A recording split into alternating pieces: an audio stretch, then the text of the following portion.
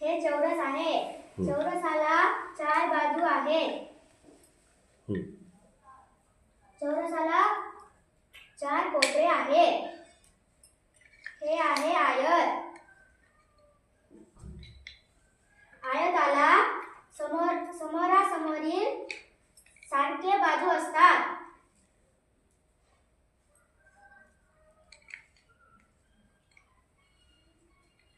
हे आहे पंचकोन. काय आहे? पंचकोन. किती बाजू आहेत? 5. कोपरे? 5. हे आहे त्रिकोण. त्रिकोणाला किती बाजू असतात? 3. कोपरे?